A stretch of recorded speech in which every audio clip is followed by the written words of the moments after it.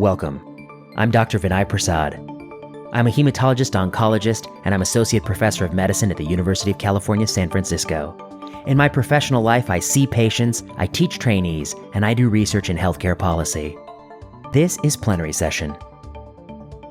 Plenary Session is a podcast at the intersection of medicine, oncology, and health policy, and you're listening to Season 3.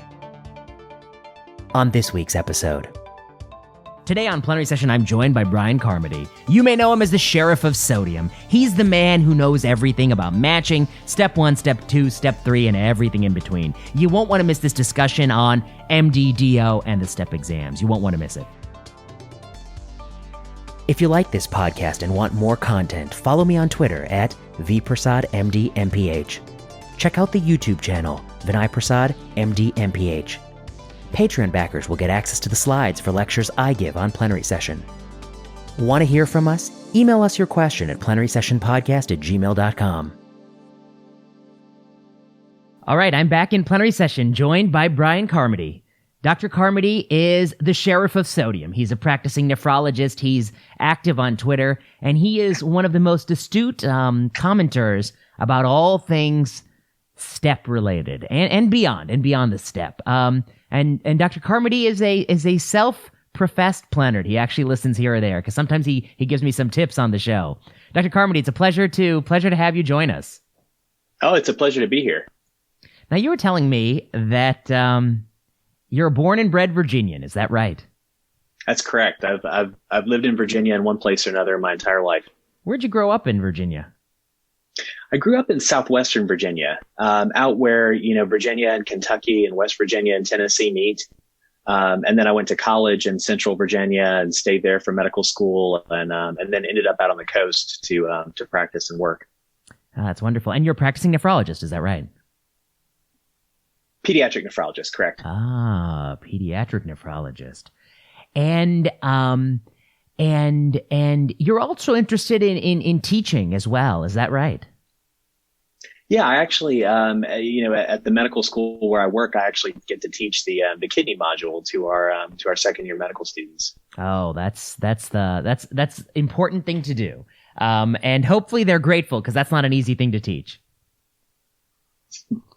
Well, I actually think it's an easy thing to teach. I think that historically we've done a poor job of teaching it, which has unfortunately resulted in turning people off from nephrology, which is one other quest I have in life.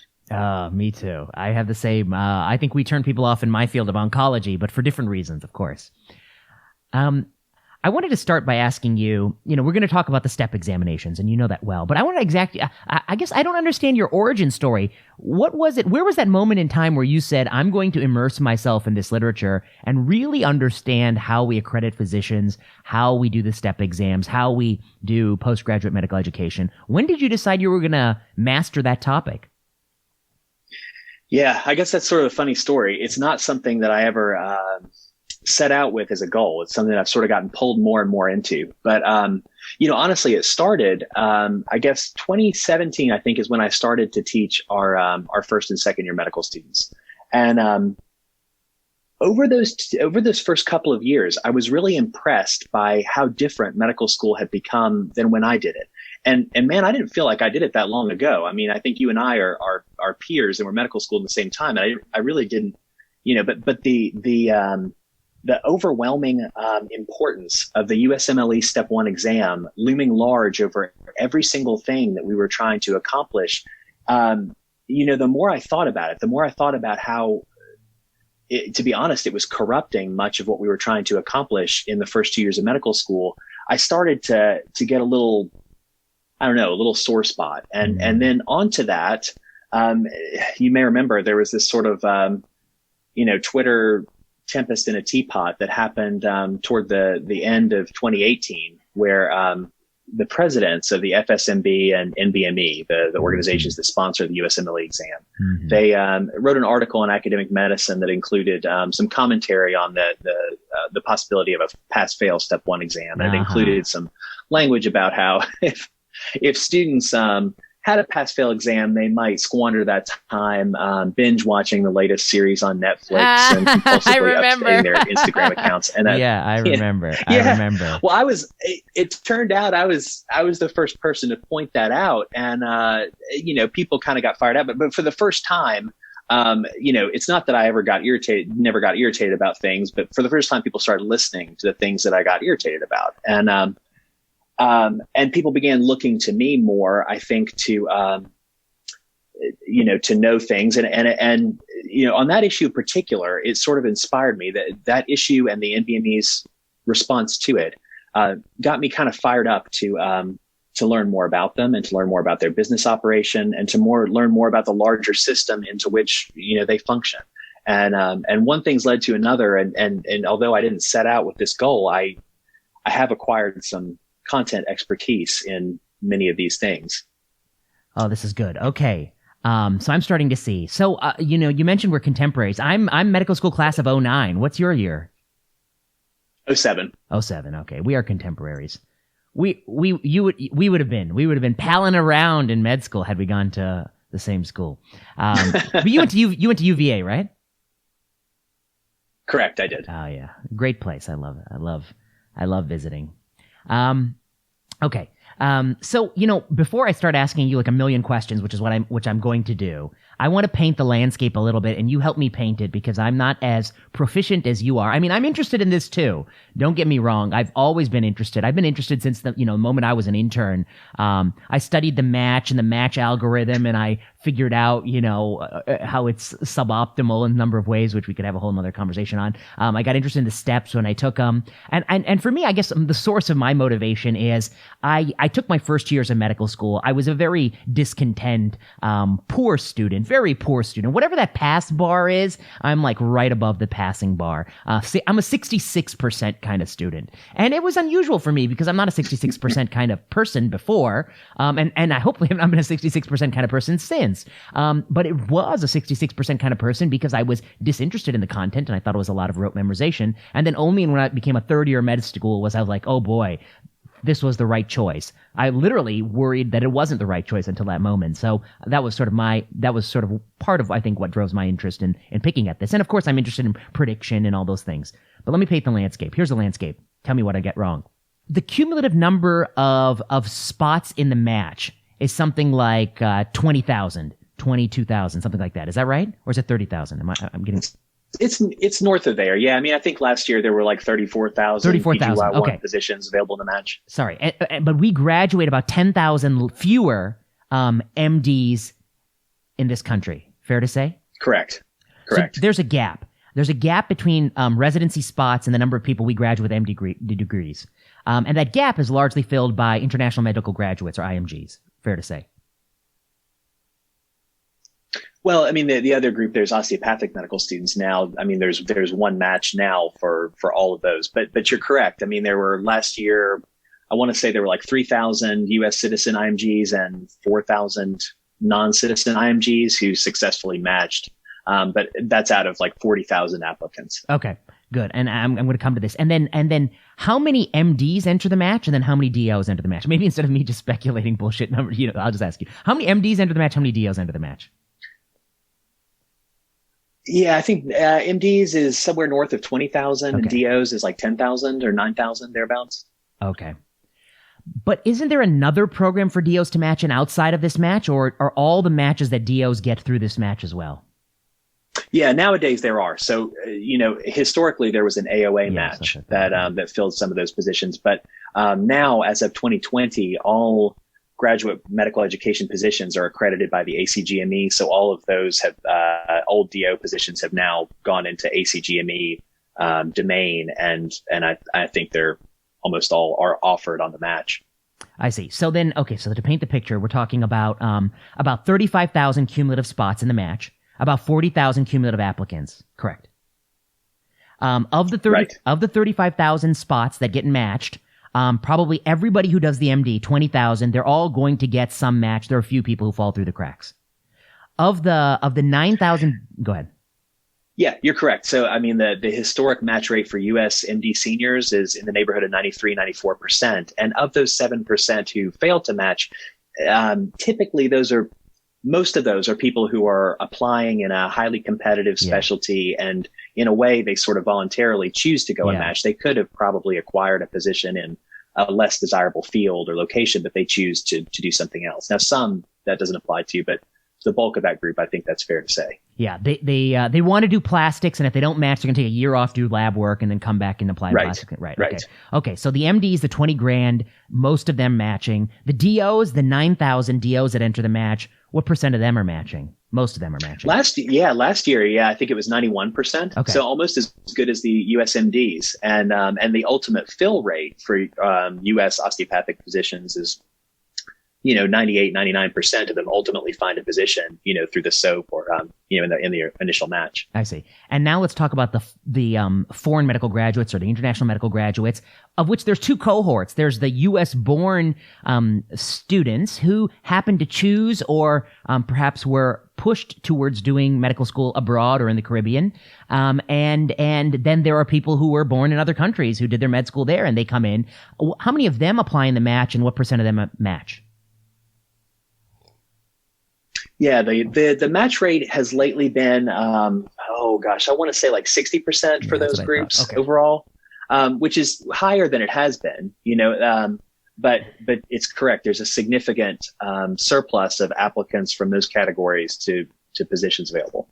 And I would argue, one thing that, we're going to talk about this. This is one of the things I'm going to push you on. But first, I want to paint the landscape so that everyone sees clearly what we're talking about. 35,000 spots. You said 20,000 MD applicants, 9,000 DO applicants, and 6,000, you said, IMGs. That successfully match. Successfully match. So like 40-some thousand applicants overall for 35,000 positions.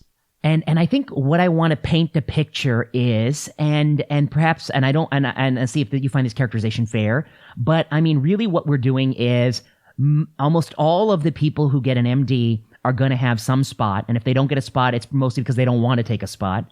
Almost all the people who have a DO are going to get a spot. And if they don't want a spot, it's maybe because they don't want a spot and they want to try their hand again the next match. And then whatever spots are left over, we're going to allow people with international training, including some people who were born and raised in the U.S. and of course just went there for their medical degree. We're going to allow those people to jump into the match. Even though this isn't what anyone explicitly thinks, this is the net result of the system, right? That it's a system that favors MDs, favors DOs, and whatever's left over will let people have a crack at it. Yeah, I would say that's true. I would say that, there is some explicit messaging on this topic. So the Council on Graduate Medical Education, which is the, it's a very powerful body that many people are not intimately familiar with, but they're appointed by the Department of Health and Human Services to formulate and advise Congress on legislative matters relating to graduate medical education and physician practice. They've had several reports where they've articulated a goal of having the number of residency positions be like 110% of the number of U.S. MD and DO graduates. Why? The thing is that in our graduate, that's a good question. I think in general there has been that's sort of an interesting history all to itself, because when you look at the history of this, there's often been this pendulum swinging about, we don't have enough physicians, we're headed toward a crisis. We have way too many physicians, we're headed toward a crisis. And so we do things to tinker based upon that perception. And ultimately, I think history has shown it's very difficult to predict what the market space for physicians is going to look like. I see. So lately, what you have seen is, because of some legislative constraints on federal funding for GME, there's been growth in GME positions. There's actually been a more rapid growth in the number of U.S. medical MD and DO positions, such that there's been a particularly rapid expansion of DO schools over the past 15 years or so. So I think we've gotten closer toward that goal. Especially if you look back to I think the heyday for international medical graduates was like around maybe 1990, before the managed care era, when 40% of GME positions were filled by international medical graduates. Yeah, and it reflects necessity because their hospitals don't want to have unfilled positions. Of course, yes. So, I mean, okay, now let's add the next level of complexity. Let's talk about the ecosystem. I mean, one of the checks and balances in this system is the medical profession wants to keep a cap on the number of postgraduate residents we train. And why do we want to keep some limit on that? Because if we let that go to infinity, our salaries are going to take a hit. And so we want to make ourselves scarce to some degree. Somebody told me the sweet spot of being a doctor is when you're so busy you don't have time to do low value medical practices. And I thought it was kind of meant to be a joke, but I thought there's some truth to that, that, right. That there is something about, like, if you just had if we just snapped our fingers and had 10,000 more neurosurgeons, you know what they'd be doing? They'd be removing little discs and little nothings in everyone's back. I mean, they'll just MRI everyone until they found something to do. They're not going to stay idle, is my point. They're going to find something to do. Okay, so anyway, one of the things of the profession is we want to keep the supply of physicians low enough so that the salaries are high. Another goal is, I think, we want to be able to meet the needs of the population, and that changes. The population is older, frailer, more cancer, or at least cancer goes with age, and so ergo there'll be more absolute number of cancer cases. And so, we have to balance all these things. One of the other checks in the system is that there has to be more residency spots than medical schools. Otherwise, it will be total chaos. It will be anarchy, because if somebody just dropped $200,000, $250,000, $300,000 for an education, and you're telling them they don't have a residency spot, they're going to rip your head off. So there has to be more spots. So there has to be that buffer, I think. Otherwise, the system would implode. Then the question comes in, how do you manage that buffer? And one way to manage that buffer is international medical graduates, because they can, in years of decline, take these spots, and then in years of surfeit, they'll get fewer spots. So, I mean, and I think that's a system we've come to. I think the U.S. is unusual in the sense that among postgraduate medical spots, my understanding is that we have the highest percent of international medical graduates. I mean, if you go to Sweden, if you go to Denmark, if you go to Spain, you don't often find international medical graduates. You mostly find people who did all their training in Sweden, Denmark, and Spain. This is just a choice that that is made by society. No one in particular, but just the way the system works. And then the other thing I'd say is the hospital's incentive is different here too. The hospital's incentive is to maximize this labor force, because it's the greatest labor force on earth. They don't complain. They have very little vacation. They can't do much, and they work like dogs. I mean, they work really hard. So hospitals' incentive is to grow this, but of course, they have all these other stakeholders that are putting pressure on it. Would you say that that's sort of a fair summary of some of the politicking of this transaction? Yeah, I think so. I think that there's, the trouble is that even as powerful as an entity like, COGME is, when we talk about our system of graduate medical education, it's a system sort of like, it's a system like the political system in the United States, where everyone is out for their own incentives, and the system that emerges is sort of a function of all those individual behaviors. Yes. Versus a system like your immune system, where there's some sort of coordinated response. Yes. So it's the system that we have is the sum total of all these individual incentives. And not coordinated at all. In other words, it's just like the SARS-CoV-2 response. It's the COVID-19 response. No coordination, right. everything. Yeah. Right. Okay. So there's some powerful levers, but like the federal funding for GME, which of course, as most of your listeners know, has been capped since 1997, which hasn't kept hospitals from creating new residency positions. It just means they have to fund them through some other mechanism. And so that leaves it to hospitals and sort of local market forces as to whether it's financially a good decision to expand your residency program or not. Mm-hmm. So the idea this is explicitly in the COGME reports, the idea of using that federal cap on Medicare funding for GME was to prevent having an incentive for hospitals to be able to train a limitless number of graduates from, likely from overseas, in a way that, would be funded by the government. Right. I see. Okay, this is good. Now I want to unpack the next bit of background, which is the steps. There's some changes recently. So when you and I did it, there were 3 steps, but one step has 2 parts, of course, and let's make it complicated. Right. Step one you take after your first 2 years of medical school, and it is a test of rote memorization. It's a test of minutia, mostly basic science minutia. And I always joke that it's a test of the Krebs cycle, and there's some Krebs cycle on there, but there's also I mean, if people actually took this test, if a practicing doctor took this test, it'll kick your ass. I mean, you don't know any of this stuff on this test. Which isoform of RNA polymerase works on certain type of virus? And you're like, what the hell? Which subunit of the ribosome is inhibited by erythromycin? Like, I know when to give it, but I don't know which subunit. I didn't even know the ribosome has subunits. And to be honest with you, I've forgotten what a ribosome is. What is a ribosome? What are they even doing? The only time I know what a ribosome is when somebody tries to explain to me how this mRNA vaccine works. But I tease a little bit, but it really is a rote memorization test of molecular biology, biochemical, very rare pediatric disease, Hunter-Hurler. I know Hunter aims for the X, it's X-linked. You have to remember all these mnemonics. And then I practiced for many years. I don't think I've ever actually, no, I worked at NIH, so I have come across some Hunter and Hurler syndrome. But outside of the NIH, where there's a referral bias for such things, I have not come across it.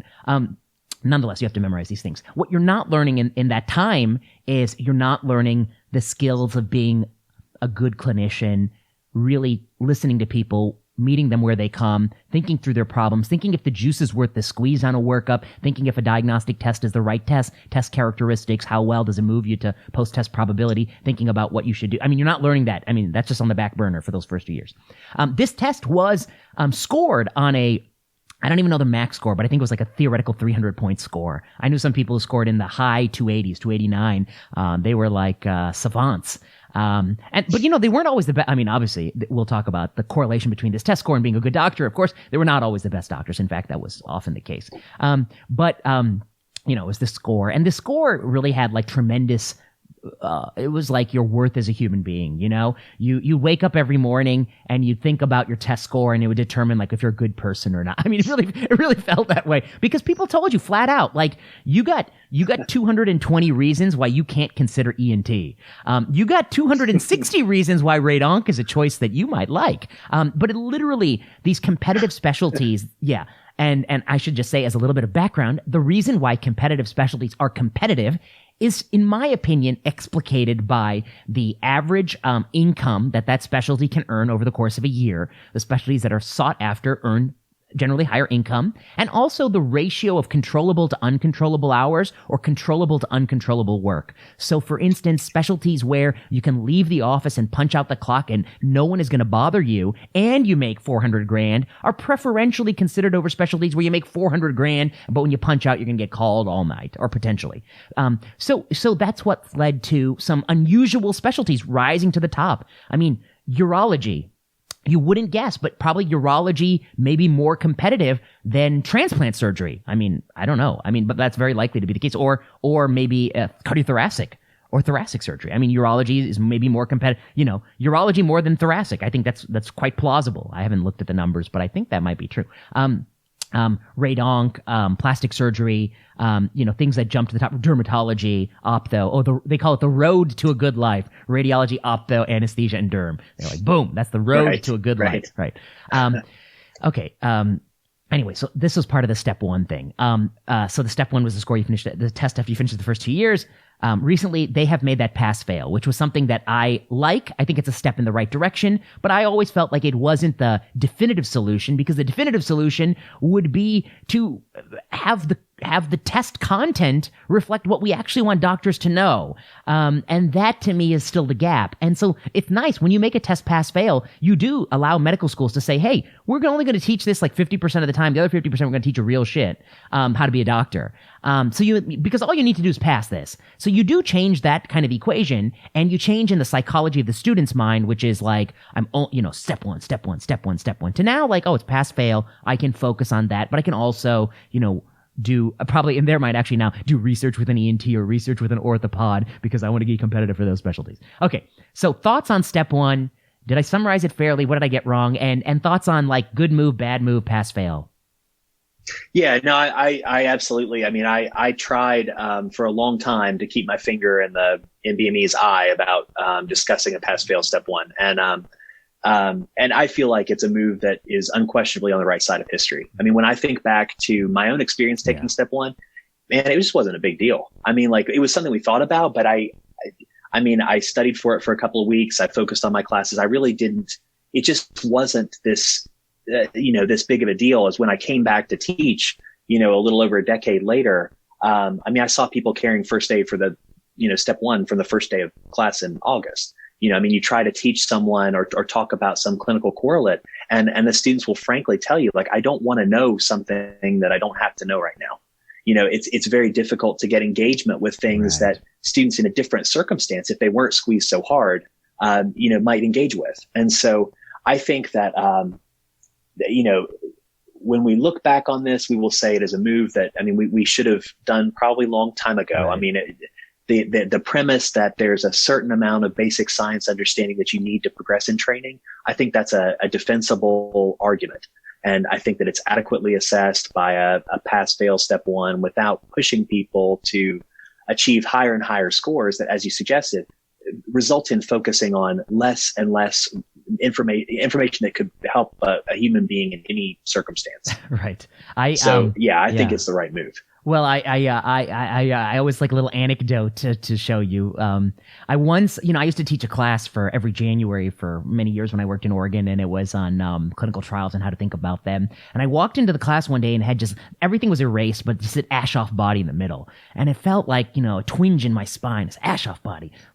What the hell is an ash-off body? I was thinking to myself, what is an ash-off body? And then I was thinking, I'm an old man. My brain don't work no more, Brian. Brain don't work no more because I don't know what an ash-off body is. Students walk in. You know what it is? Vaguely. Vaguely. That's all I knew. But yet here I am, as a practicing physician, seemingly, gainfully engaged in the practice of medicine and, helping patients.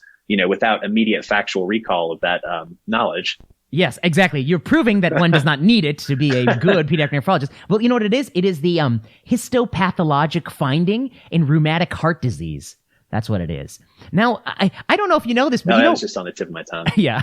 But rheumatic heart disease is not quite as common these days as it once was. I don't know if you know that. There's some antibiotics that were made that actually have dispelled it. But anyway, that was on the board. And then the kids walk in and I said, what is this? What is this? And then, of course, they all know it, right? They're all closer to it than we are. And they know it off the tip of their tongue.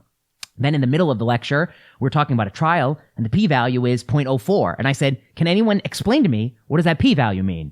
And they say, there's a 4% chance the drug doesn't work. I'm like, oh, no, my friend. Yeah. No, my friend. That's not what it means at all. And actually, nobody knew the answer in the class. And I don't want to pick on the students. If I did that in a room of faculty, no, I doubt one out of 100 people will know the answer to actually tell me what a p-value is.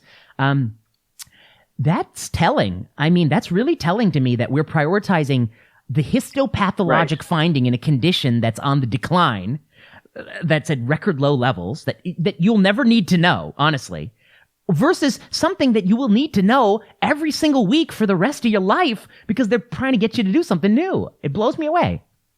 Right. And my hope had always been that, and this is still my hope, it's just sort of gotten a little delayed, but my hope was that, the move to pass-fail would inspire a more thoughtful discussion and implementation of what we're trying to accomplish in medical school. Right. And, you may remember, it was February of last year that the USMLE made the announcement that the test would be moving to pass-fail.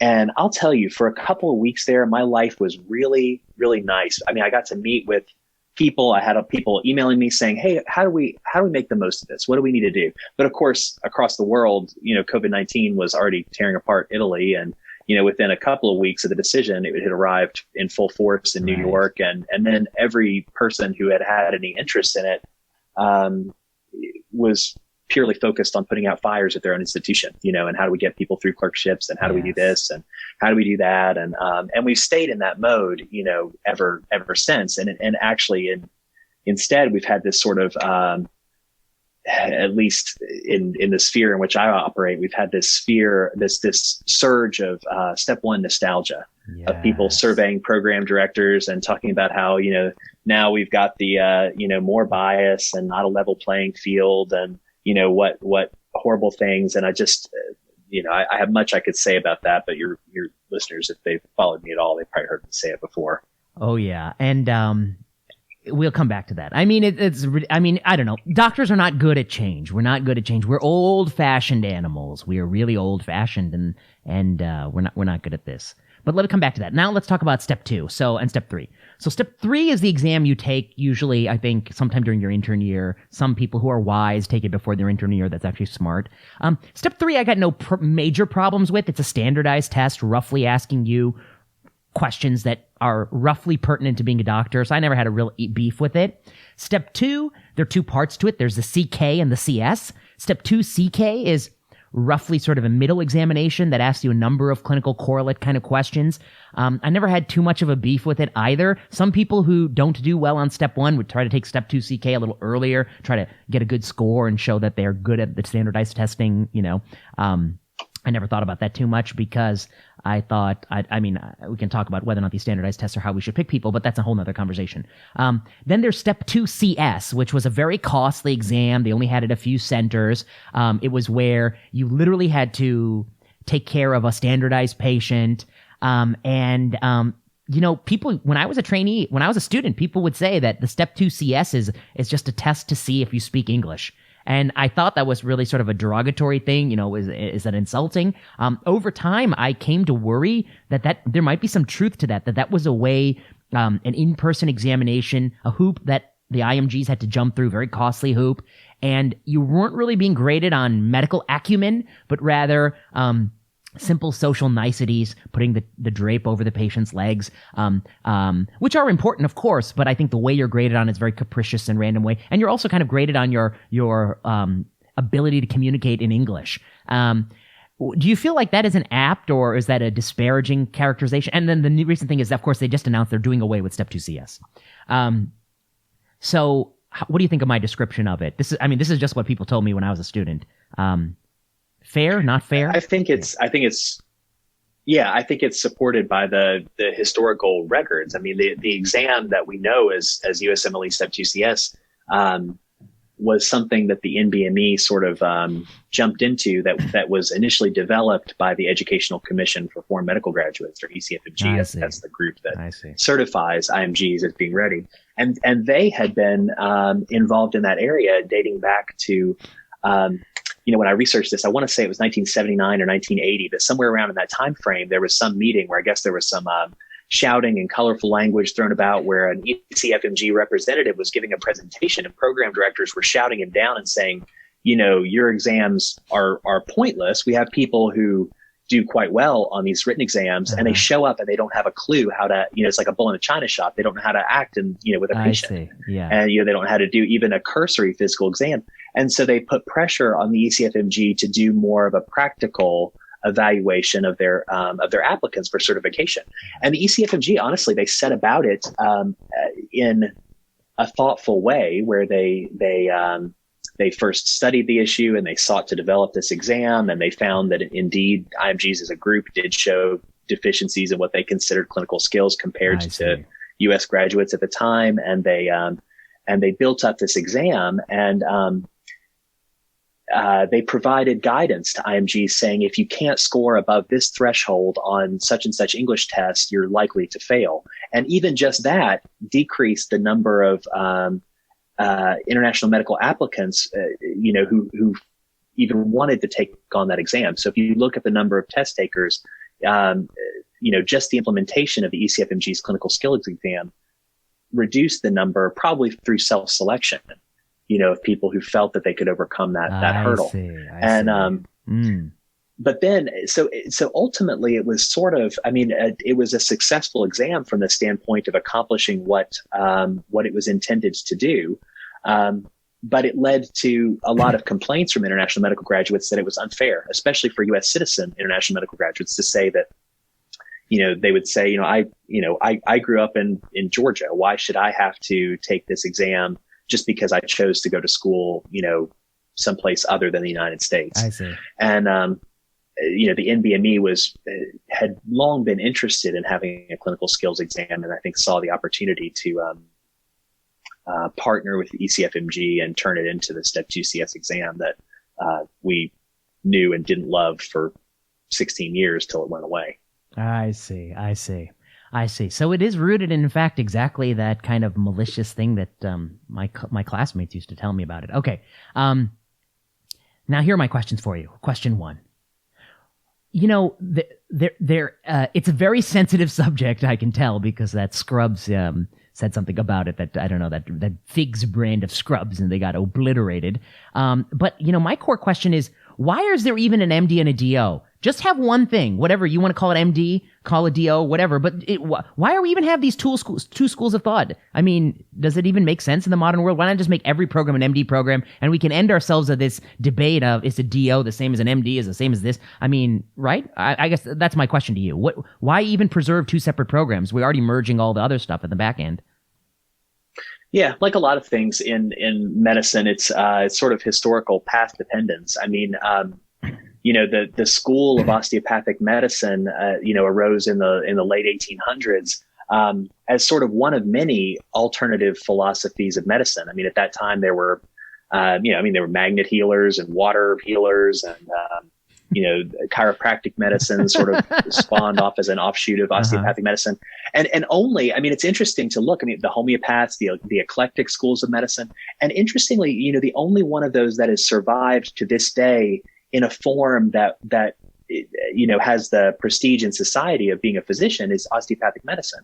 And if you look at the history of osteopathic medicine, there's actually a fascinating book about it called The DOs by Norman Gebetz, who's one of the deans at A.T. Still University. You can see how, as he traces the history, I mean, there were multiple times when osteopathic medicine could have kind of fallen off the wagon altogether and become a fringe movement. And, you know, and every time that happened, the schools of osteopathic medicine sort of elevated their standards, incorporated more of the scientific practice of medicine, and became more like MDs. To the point where, you know, now, as we discussed previously, as of 2020, all residency, there's a single, you know, residency, you know, accreditation system, such that MDs and DOs receive exactly the same training and exactly the same programs. And so I think at this point, I mean, I'm kind of agnostic about whether there should or shouldn't be a DO. I mean, I think if schools want to keep the DO degree, I think that's, I think, you know, because it reflects a certain philosophy or value set, I think that's fine. I think it'd be fine if they want to go MDs. There have been a couple of times throughout osteopathic medicine's history where they've explicitly rejected the possibility of receiving, you know, an MD degree. I see. I guess my understanding is that at least when I trained, I did my undergrad at Michigan State, and I had some friends stay on for Michigan State DO school. And one of the things that they learned in the DO school that we didn't learn at all is this quote unquote manipulative medicine. Do they still teach this manipulative medicine? Yeah, they do. I think, you know, I think that much of it has a poor evidence base. That's what I was about to ask. And I think that one thing that, I mean, okay. Yeah. No, I think it's, yeah. I see. So poor evidence. That's what I was getting at. So I guess, I mean, from my standpoint, I see, there's a perpetual, you know, whether people talk about it or not, there is some soreness between these two camps, people with MDs and DOs. And even, I remember that, didn't Trump had a doctor who had a DO, and everyone on Twitter was like, all up, you know, they're all critical of him because he was a DO. Yeah, I was like, right. Yeah, but the problem with him wasn't that he had a DO. The problem with him was the stuff he was saying didn't make a lick of sense. That was the problem, right? It wasn't a degree, right? Okay. But I don't know. I feel like the simplest way to harmonize this whole thing. Well, and then the other thing is, I mean, I don't know where this DO bias comes from, but is it the case that, like on average, the average DO program and the average MD program, that is there a difference in the average, like MCAT, GPA, those kinds of things? Are they, you know, they're getting slightly lower on average? I mean, that's not to say, you know, obviously like all distributions, there's a huge overlap. There's more overlap than there is disparities. But on average, is there a slight difference between these two programs?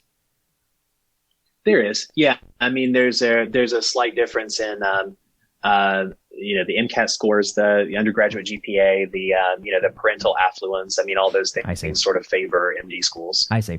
I mean, I think, I don't know. My point of view is, I'll say it right now. I'll just put it out there. Just get rid of it. Just call them both MDs. It'll do a few things. One, I bet there's some stigma among applicants that they don't want to go to the DO school if they can go to an MD school. But when you call them all the same thing, that stigma will go away. So then the average applicant might even, you know, go up. Who knows? Whatever. By those metrics, if those metrics are even right or wrong. But at least there'll be more mixing. The second thing is then people who finish the degree, they won't have to feel any chip on their shoulder or vice versa, forever. And then we can all be the same doctors. Anyway, that's just my 2 cents. Okay, next question for you. One of the things I hear a lot on Twitter, and I guess occasionally in real world, is that some of these changes, people talk about, quote, is it fair to IMGs? Make pass one, step one, pass fail. Some people have argued that it's not fair because they need a very high step one score so that IMG can distinguish him or herself from the many, many IMGs. And I guess I'm curious what you think about that argument. And then I guess I want to ask a really philosophical question, which is, I hate to say this, but the U.S. system is not fair to IMGs in the sense that if one were to go around the globe and ask every single 18-year-old who's training to be a doctor globally, would you want to come and live and work and practice in the U.S.? The answer might be 50,000 people per year say yes. 50,000 people globally may say, of course I want to go to the U.S. and practice medicine. Why? Because your salaries are so fucking high. And, of course I want to go there. Which is true. But the U.S. can't take 50,000 people. And, of those 50,000, maybe 47,900, 49,000 are really good people, really good. Like they could do a good job if we trained them to be a doctor. But we can't take them all because it would, unless we're thinking of a whole new geopolitical world where there are no borders and it's all one nation, then maybe we could take it all. But, we can't take them all because it would rock bottom the prices and the labor force. It would change what it means to be a physician. And there will be perpetual discontent among people who grew up in this country about what are the opportunities they're competing in a global workforce. This is the same kind of discussion that people who are engineers deal with and people who work in factories with, robotic labor. It's just fundamentally a labor discussion. So I want to say that the current system is not fair to IMGs globally because it doesn't give every IMG globally an equal shot. It gives some IMGs some shot to fill this labor gap. Those IMGs may actually not be the most people who've overcome the most in their life. There might be people in other countries who have a fair bit of resources because to some degree you got to be able to move to the U.S. and take all these tests and jump through all these hoops. So it might not be the most just or egalitarian kind of system. It's just the system we have. So I guess I want to say to that argument that, like, if the argument is we ought to keep step one fast fail because some people globally need it to get some of these spots, I guess I would maybe humbly argue. And I guess the other thing I want to say, full disclosure, my parents are immigrants. Many of they weren't doctors, but many of their friends are doctors. I love all these people. They're like my aunts and uncles. I believe that immigration is the greatest, one of the greatest things in America. And a lot of the people I work with are IMGs who are like some of the best doctors I know. And so I guess the U.S. and all nations are forever in a balancing act. We want the best and brightest globally to come here. Here we budgeted, I think, many more seats than any other country, 6,000 seats that are open and available for the best and brightest. But we can't take everyone. We can't even take everyone who's good. And using the step one score, my argument back was using the step one score to decide which global person should jump in. That's just imposing a capricious metric. It's not picking the best doctor globally. Okay. So your thoughts on this relationship, like, I don't know. I've just been rambling, but how do you think about this issue of fairness, global justice, what's right, and step one scores? How do you make sense of this? Yeah, that's you raise a lot of good points. I think the first thing that sort of has to be acknowledged at the outset, which is uncomfortable to talk about, but reflects the political reality, is that we simply will never have a system, politically speaking, where a whole lot of USMDs and DOs go unmatched. Presuming that there's extra spaces. It just cannot happen. That as a political reality, yeah. Right? It's right. Game and over. I think at the outset we have to sort of that will not happen. And so now, as far as this level playing field argument, I've always been a little bit critical of that because of the reason that you mentioned. It allows some people to win, but if you came from another planet and I showed you the system that we had and I led you through it and I said, and here's how we select people for these positions. And I showed you that the average MD student has a step score that's fairly high.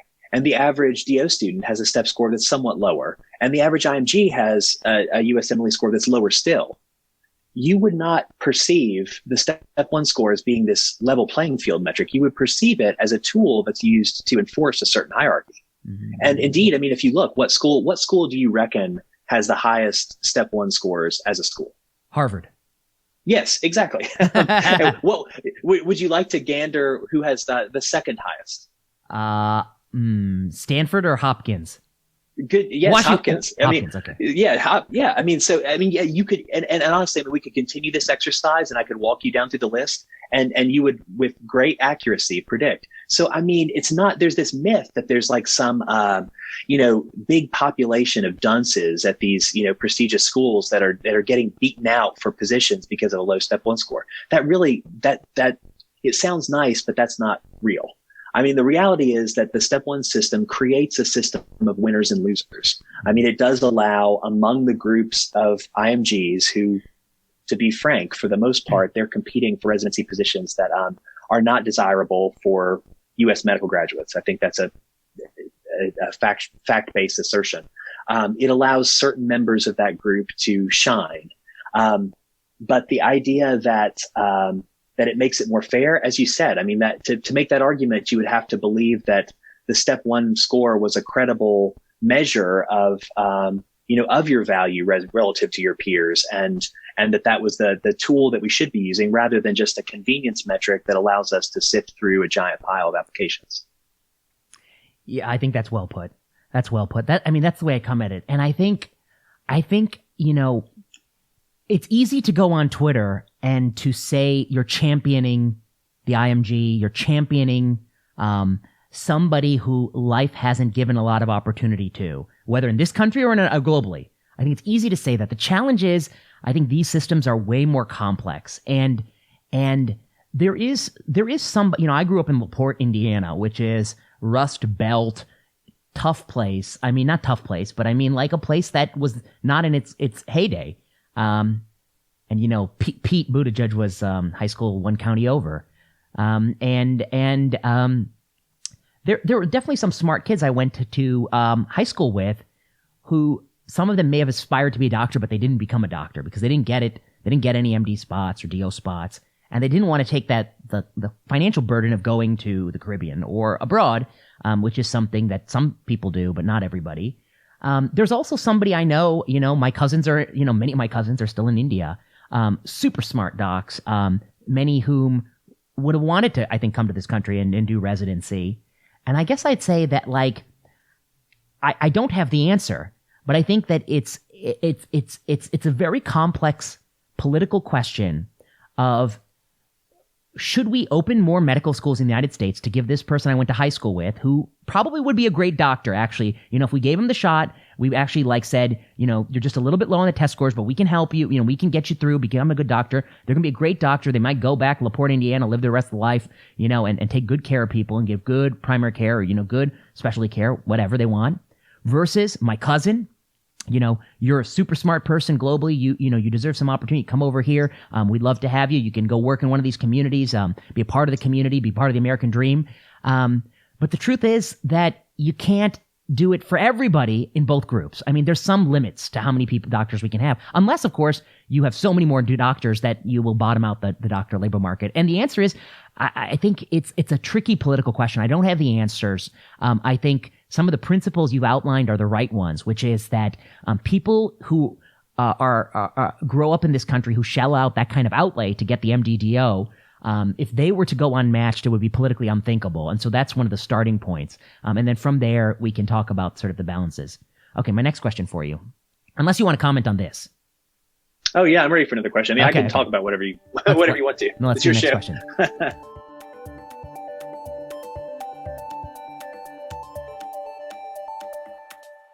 One of the things people say about this step one is there's some truth to it. I mean, I've been talking recently to a couple of people. They're dermatologists. And one of them, the people I've been talking with, I'll disguise it a little bit. They know about how the program directors have to choose people in dermatology.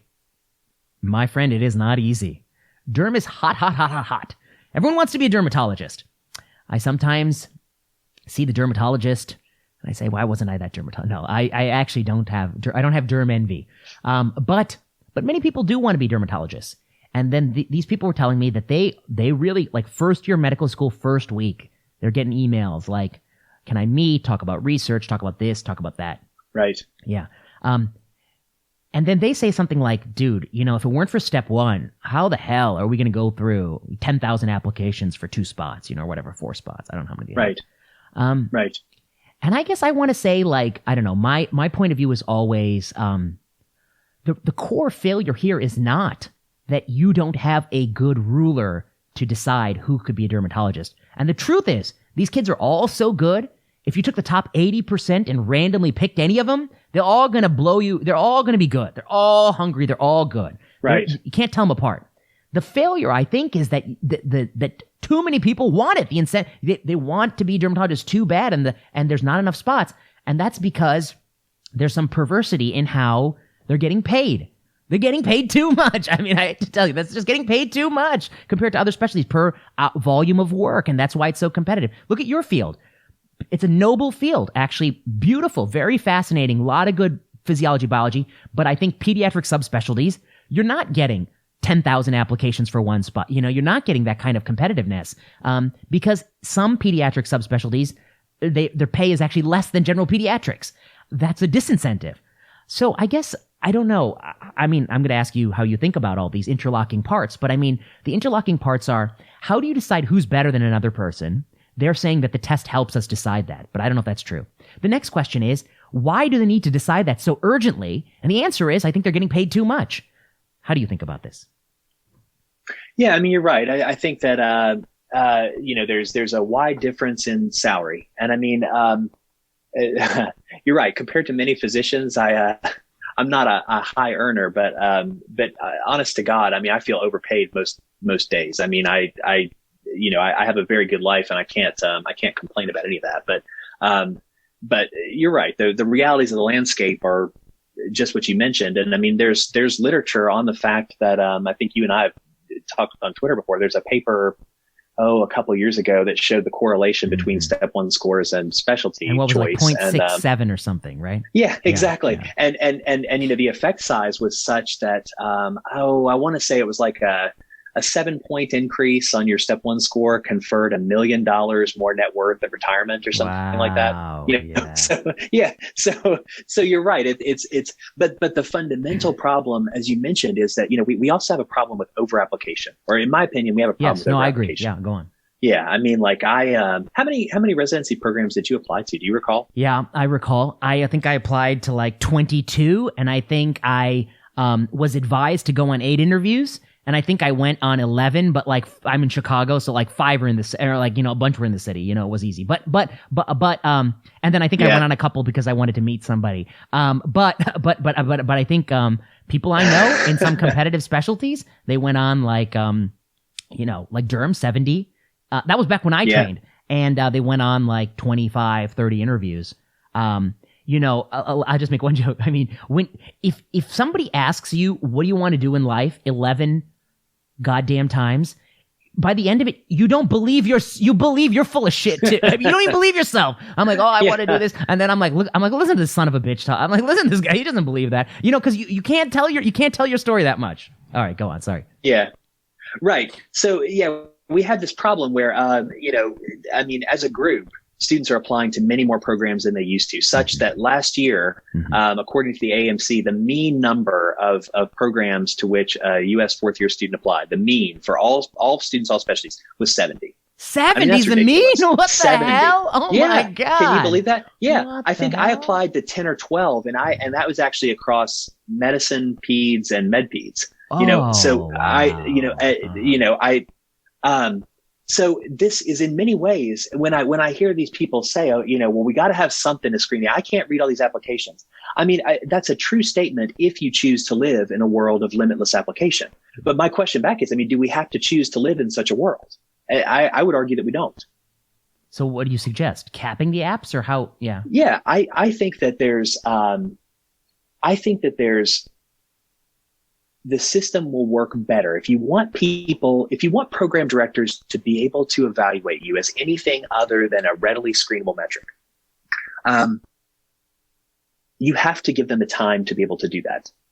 I mean, even at our program, I'm an associate program director for our pediatric residency program. Even at our program, it's an incredible burden. We don't use step 1 score filters, and we get maybe 1,400 applications for 24 spots. I mean, that's a fraction of what many programs that receive. I mean, we're not in a competitive field, but still, that volume of applications, it presents a substantial evaluative burden. And this is among a group of people who, reading applications is not our primary responsibility. Right. So I have, the trouble is that to get buy-in for this, for people to believe that if we all limited our applications, we would be a little bit better off. It requires thinking broadly about the consequences to the system if everyone applied to fewer places. And that takes more thought than most people, I think, are willing to give it, in my experience. The knee-jerk response is to think of the current system, and you can only apply to fewer programs. So no, I don't want that. That would disadvantage me. But, I've written and made YouTube videos about how, sort of it's like toilet paper and COVID-19. Exactly. Like, yes. It might even we had enough you. toilet Yes, paper. because everyone is. Yes. Right. But let me, I mean, I guess your point is wise. I mean, I see the wisdom in it. But let me ask you sort of, a philosophical question. I mean, philosophically, I think here are the challenges. There are all these students who come into the MD program. There's so many of them. So many students. And maybe 3% of them, honestly, just between you and me, and no one's listening. No one's listening. But 3% of them probably, they need to be booted out. They got to go. I mean, maybe not. I don't know if 3% is the number, but there's some fraction of these students, very low fraction, 1%, 0.5%, 3%, 2%, something like that. I don't know the number, but they got to go. But our system will never boot them out. That's one of the problems, that you just can never boot out somebody like this. And I'm talking about people who have problems with honesty problems with confabulation, problems with temper issues, ability to stay calm under pressure. Right. We all, and then some other overt medical problems that are that impair their ability to perform the task. And I say that not with any malice or spite, just a fact of any system that there's going to be a few bad apples. And the problem is you don't weed them out. And that's why you read, I don't know, there's some podcast, a 10-part series on how neurosurgeon paralyzes people for 6 decades. Right. Yeah. And no one ever said a word. Why didn't they say it? Because the system doesn't have, yeah, right. Okay. Yeah, we actually provide a counter incentive. We provide an incentive for students to, or for schools to pass along those students. Mm-hmm. There's little harm to the school in dismissing those students, or in passing those students on, but if they have people that leave the school, that hurts their LCME survey. It exposes them to the potential of a lawsuit. And there's not a compassionate way of off-ramping people from medical school either, once you've taken on, 6 figures of debt. And that's well put. There needs to be a compassionate way that recognizes that debt, I don't know the answer, but I think the philosophical point is true. We need a way to kind of take a few people out of the system. Doesn't mean, tar and feather them. It just means kind of pull them out of the patient care system. Okay, the next principle I want to come to you is, there's a range of how people do in this job. They're really good doctors, and then they're really doctors who need some help. But I want to say that these are really blurry categories. They're really, really blurry. And you really don't know, there's nothing on a CV that tells you who are the good doctors. And some people may start with a little bit of stuttering, but they become great. And some people may come out of the gates really good, but they become mediocre. And some people become less than mediocre. And I think the whole system's goal has to be that all the people who are less than average or average, there's something in the system that keeps them trying to get a little bit better each year. So I don't know what the process is. I don't want to I don't know if using these stupid standardized tests every 10 years is the right. I mean, I have my doubts that the things we're doing are those things. But there's something that's got to keep them up to date. I don't know what the answer is. And there's some people who are stars and they need to be allowed to flourish and do really great things. I think one of the challenges that all these training programs face is to me, it doesn't make sense a lot. Why University, Washington, UCLA, OHSU, UCSF, UCSD, we're all interviewing the same people. And one of us says, like, this person is the best, this person's second best, this person's third best. The next school says, well, actually, it's number 4 is the first best, and this is the second best. But, there's some probably, I don't know if anyone's actually done that. I'm sure there's some concordance that Dr. So-and-so, who was Harvard, and has 270 board score and really good, that's the person that tends to score high. And Dr., from other tier schools, they tend to score middle. But to me, like, one of the things people say as to like why you need to interview the applicant is to quote unquote look for red flags. And by that they mean, was the applicant, I don't know, disinterested in the program or chatting on their phone or like blah, blah, blah. And I always wonder, like, I'm like, it's easy to say that like you shouldn't be chatting on your phone when you're in an interview. Of course, that's a bad sign. But like the truth is, like I don't know, is that really like maybe their mom isn't sick or in the hospital, or maybe something happened to their dog or so. I don't know what their life is. It's not I don't want to go up and judge people for what they have to do in their lives. Maybe they're having a bad day. Maybe they're breaking up with a boyfriend or girlfriend. I don't know. But I guess my point is that I have never seen empirical data that, although people act as if it's true, that if you identify out of 50 interviews, 5 people who do one thing that somebody really doesn't like, that those 5 people are somehow worse people than the 45 people who don't do that red flag thing. And that the fact that you'd have to replicate this experiment in all these different sites to find these 5 red flag people, I find is preposterous.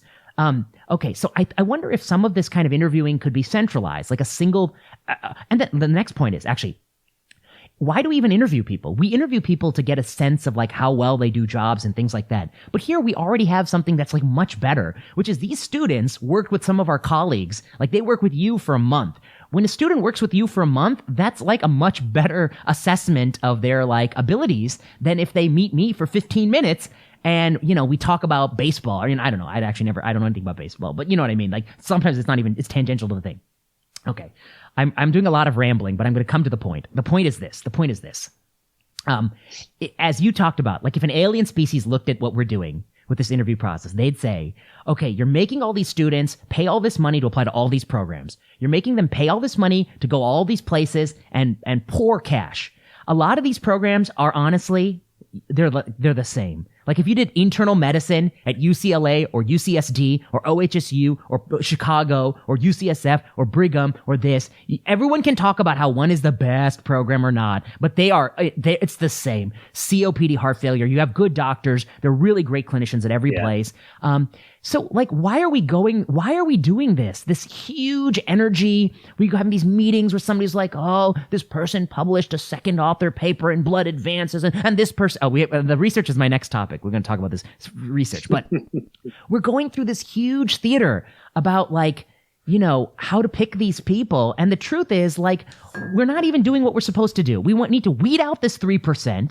We need to just roughly sort people into just like where they're going to thrive categories. And then we need to just like let people go to like what's close to them, close to their families, make sense for their lives. And then maybe a little bit of randomness can be scattered into the system. That's all we're trying to do. What are your thoughts?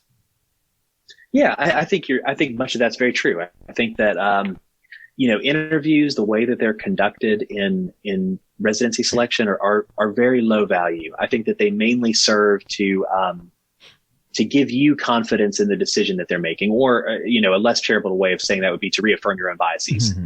That if I just randomly assigned you a group of residents, even if I could show that they were the same ones that you would have gotten anyhow, if you don't have a say in who they are, you'll probably be less satisfied with the lot that you get. People like to feel like they have a choice and that they have some input and that their perception is good. But, there are programs that use structured interviews. I think that those have more potential for yielding useful information. I mean, it's interesting to think about how other industries interview people, which isn't to, shake your hand and say, oh, you're from such and such. Do you know this person? And, the low value stuff that we do. And, somebody that's interviewing in your part of the world for, Google or some firm, they're actually having, cognitive tasks presented at their interviews and things that might yield information that you couldn't get elsewhere. We don't, obviously we don't pursue that in our interviews in medicine.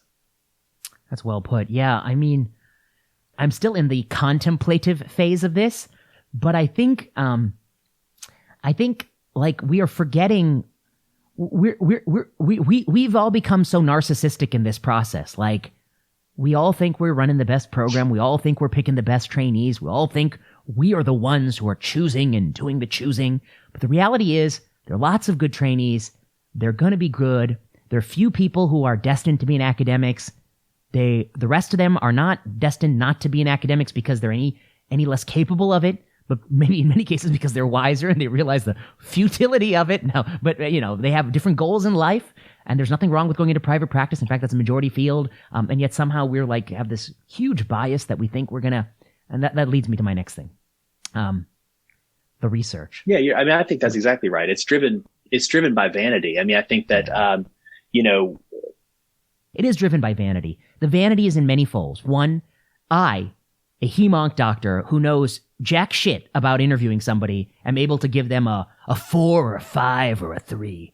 I know in 20 minutes that this person is a 3. I don't know that. What the hell do I know about that? I know nothing about that. And then the next vanity is that that this person would do really well at UCLA, but they wouldn't do so well at Beth Israel Deaconess. I'm like, they do well either place. Who, what is it?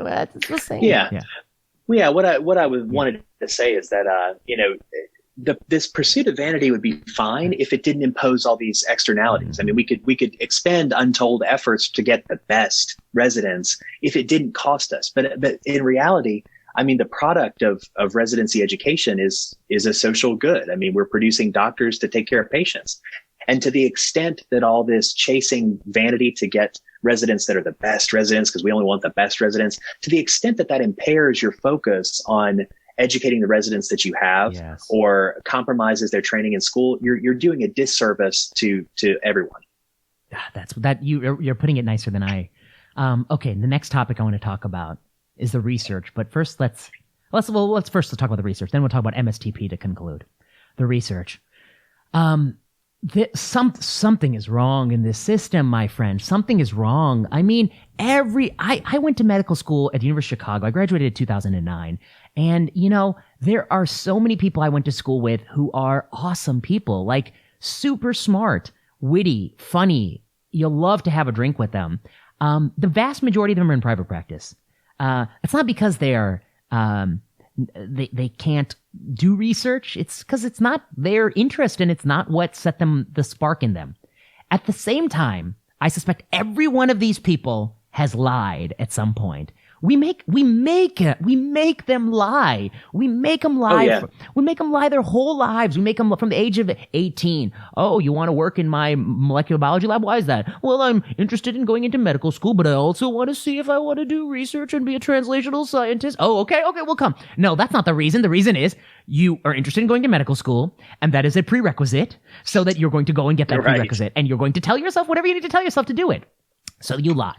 And then you go to medical school. And then you say, oh, I want to go into ortho, but I need to do research in the lab on bone morphogenic protein. Why the hell do you need to do research on bone morphogenic protein to go and take a Black & Decker saw to somebody's knee? I mean, I don't know. That makes no sense to me. And then for what? So that 20 years from now, when you're in, Skokie, Illinois, in a private practice that's, doing a lot of knees in a high volume center and doing a good job, that you can say, well, once upon a time, I pipetted bone morphogenic protein. And let me tell you what I learned in that experience. No, it's ridiculous. This is so ridiculous. And I guess it just leads to, I mean, why does this really trouble me? Like when you read the literature and it's just garbage after garbage study and it's like and then the author is, a trainee. It's not the trainee's fault. I mean, it's not that their fault. I mean, and it's, to be honest, I don't even know if it's anybody's fault. Like it's no individual fault. It's a systemic fault. You have incentivized this trainee to produce some manuscript that is irrelevant to the job so that this trainee has a spot and can be competitive for the job. And then you are surprised that the quality of the science is really poor. And the trainees are very dissatisfied. And if anything, they're repelled from research because you made them do a very trivial task. You take somebody who has no content knowledge of the field and you ask them to do research in it. It would be like, it's painful, really, without understanding why or what that research means and how it connects. And I say this as somebody who had the reverse, I don't want to say, I would say I am guilty of fooling myself, of fooling myself into thinking that I might be interested in the laboratory. I realized at some point in my career that that was not the case. And I think that was when I was like a medical student, and I stopped saying that. I said, I'll never say that again, and I don't care what anyone says. At the beginning, maybe I fooled myself into thinking I might, but now I know by the time I'm a second-year medical student, it's never going to happen for me. And then I was like, well, I'm going to be a private practice doctor. And that was really how I carried myself through, I think, with that thought, but also maybe I'd be a medical educator and work at university, be a clinician, educator kind of type. But then when I was a resident, by working with Adam Sifu, who was kind of my friend and mentor and not really, this wasn't really his day job, but we kind of did some papers on reversal. I kind of backdoored into policy research, not because I ever wanted to be a policy researcher, but because that was kind of what I was curious about. And I got a little curious and piqued my interest. And after a while, it kind of snowballs. So I guess I want to say, I know so many people who have genuinely come to like research, but I know most people who genuinely don't like it. And I don't like this system where we make them pretend that they like it.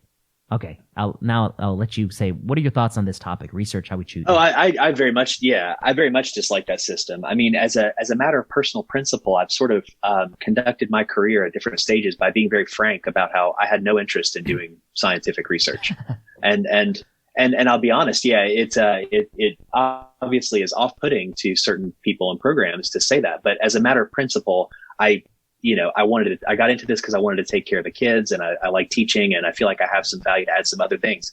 But I'll tell you, in matter of fact, there is a document with my name on it of explicit advice for your interviews. And this document says something to the effect of whether you think that research is going to be a big, minor, or non-existent part of your career, the correct answer to any question about research is that you are very, very interested in it. Yeah. Because that's the game that we have to play. And I want my mentees to succeed. And unfortunately, it has become just another piece of this residency selection and academic medicine arms race, where now, and we were talking about dermatology before, a number of dermatology applicants are encouraged to take a gap year within their medical school education to do research to make themselves more competitive.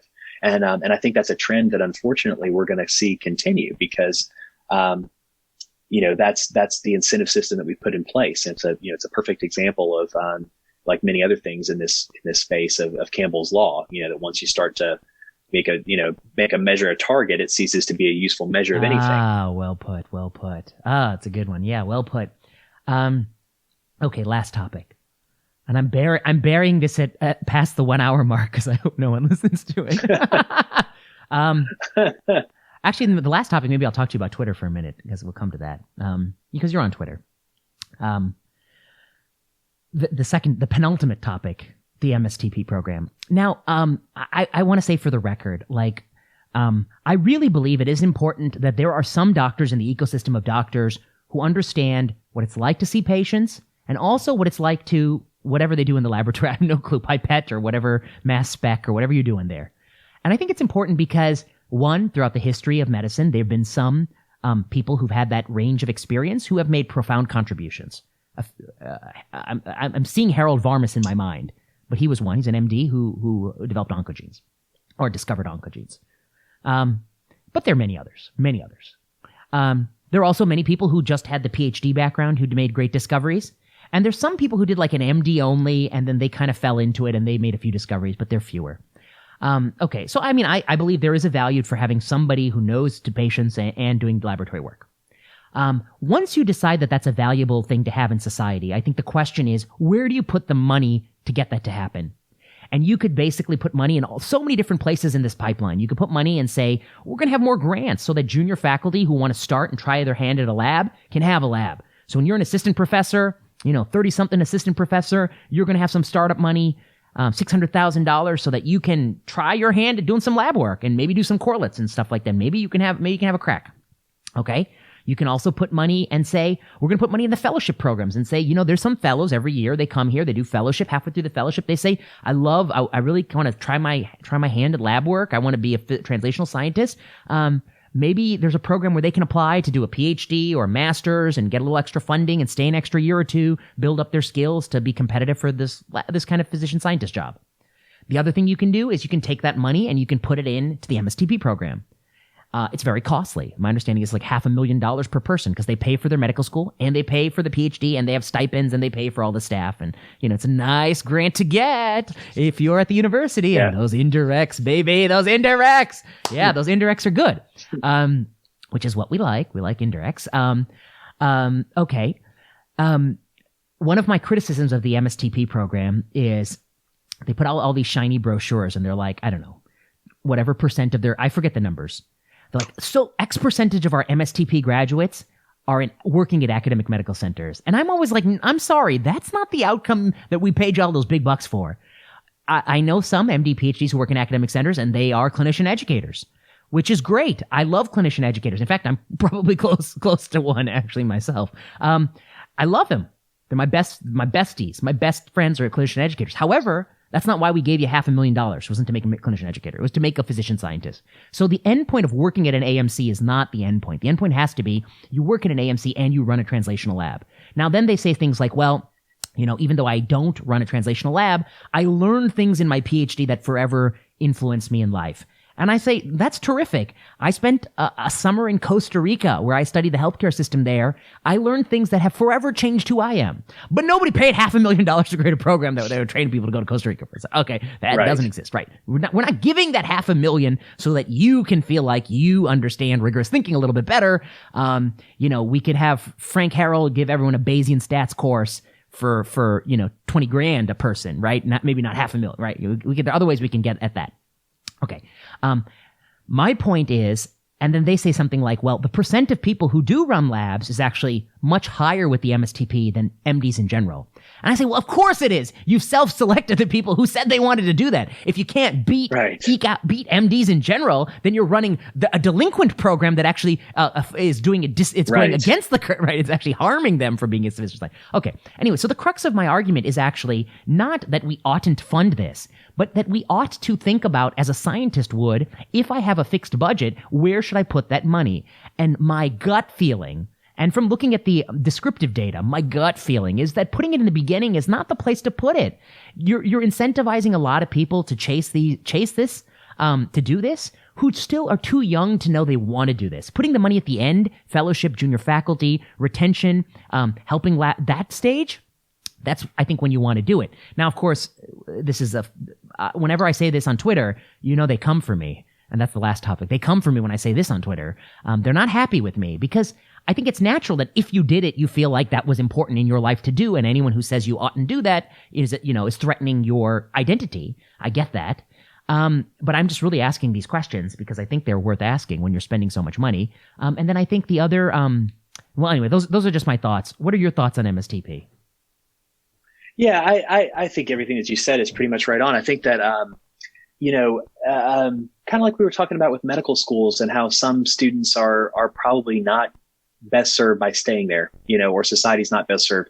I mean, admissions offices are not infallible. And similarly, people who select people for MSTP, they're not infallible. They may do their God's honest job the best they can, but, they're going to have some hits and some misses. And I don't think that it's wrong to say that, as you said, there's multiple ways in which we could support research. I mean, I think the MSTP programs do a very good job for a certain number of people. Whether those people would have been better served by, as you said, maybe you give that money on the back end and say, we're going to pay back a bigger portion of your medical school loans or something if you're interested, or even give you a chance to, to jump into research training, after your first two years. I think that it's intentionally obtuse to say that if you're opposed to MSTP, you're opposed to research. Yeah, I think that there's other ways you could fund it. And I think that deliberately ignores the argument that, or it deliberately ignores the reality that these grants, the mentors and the institutions gain from them also. And I think it's fair to acknowledge that and say that that's one thing that perpetuates, belief in this program. Now, I mean, it's not something that's one of my personal soapboxes, but I think that it's a fair question to ask, for the reasons that you mentioned. You put a lot of things nicer than I say it. Okay, last thing, and then I'll let you go. I'm sorry I'm keeping you so long, but I really enjoyed talking with you. I have to admit, I mean, I really like your posts all these years. I think you're a really thoughtful person in this space. I think it's not just me. Obviously, you have a huge following of people who recognize that you're thinking about these things in a, I would describe it as sort of just a common sense, non-biased, thoughtful, first principles kind of way. You don't really have a big agenda other than you kind of want us to remove inefficiencies. Okay, here's the last thing I want to talk to you about. Twitter. You've been on it for a while. And you talk about these things. And I've been on it for a while. I think I really got into it when my first year of faculty, 2015. And now it's my sixth year, I guess, on faculty. It's 2021, isn't it? Yeah, okay, 2021. Okay.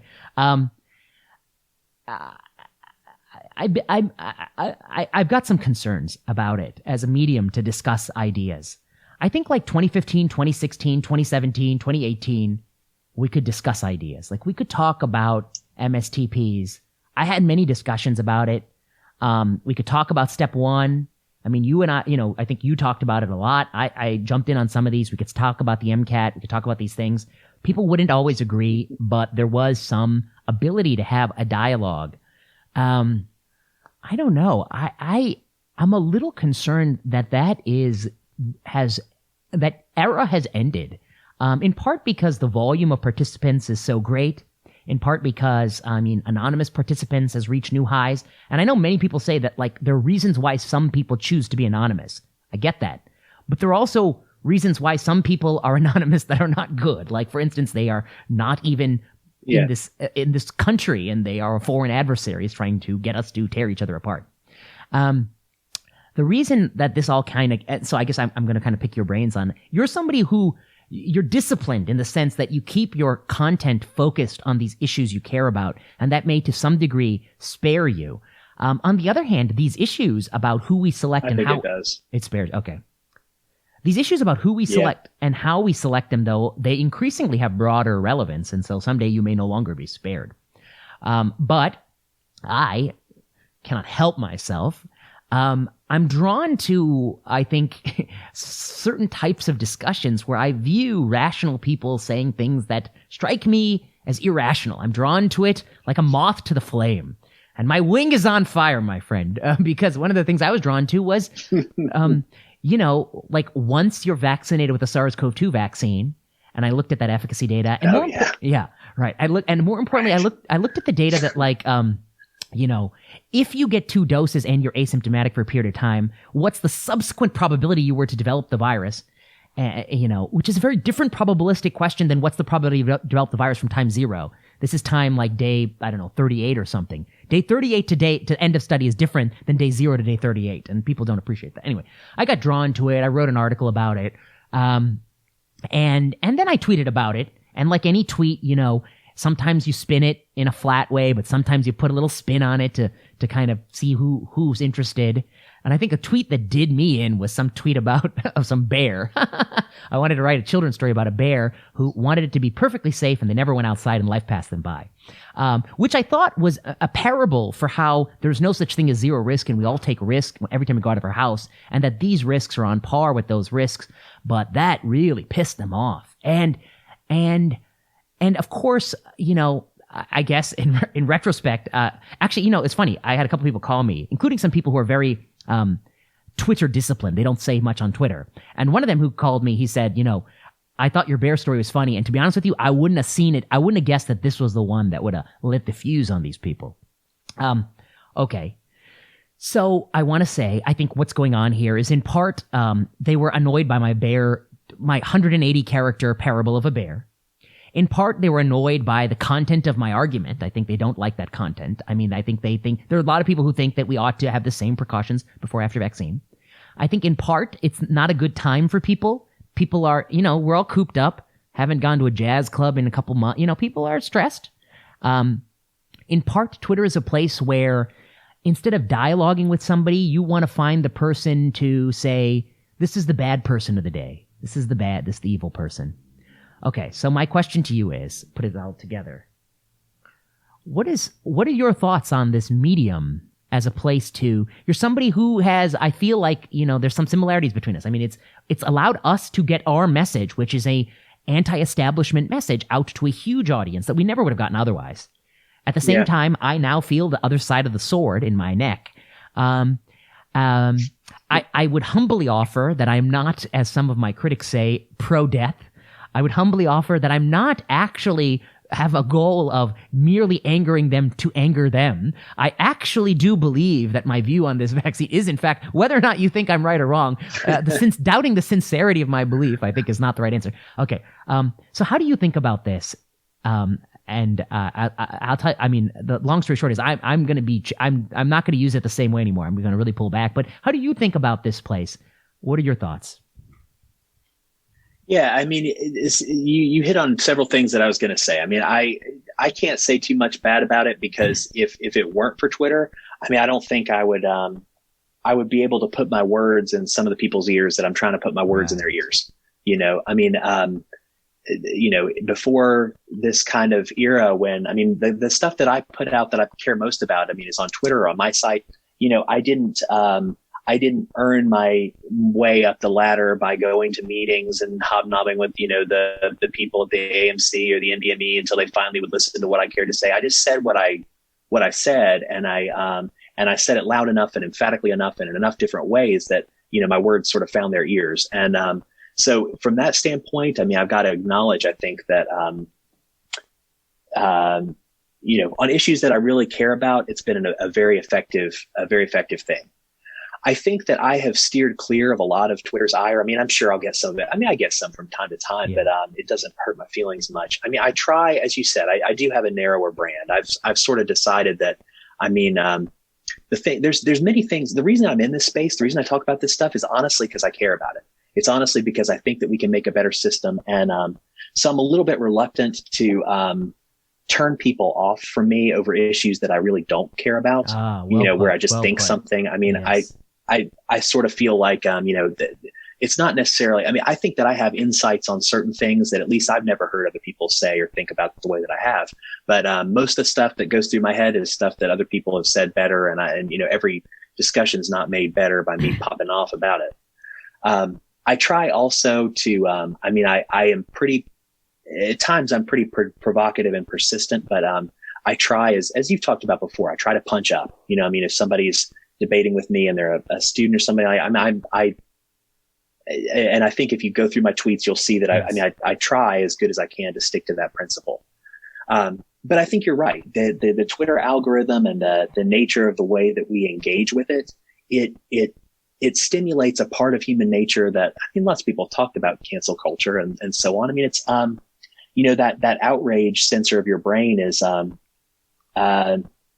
it's easily triggered and it serves a good role in society in many ways. I mean, shunning someone from the group is an ancient way of, sort of elevating the human species to what we are now. But I think it certainly is, from the extreme situations in which that sort of stuff should be applied, it's applied to all manner of things in which it shouldn't these days. That's well said. I'll leave it with that. Bryan Carmody, thank you so much for doing this. I really appreciate this discussion. No, I'm glad to be on. You've been listening to Season 3 of Plenary Session. Plenary Session is produced by Kiana Klossner. Music by Ian Straley and Audrey Tran. The views expressed on Plenary Session are those of whoever said it and no one else. Plenary Session is not medical advice. Follow us on Twitter at plenary_session. Until next time.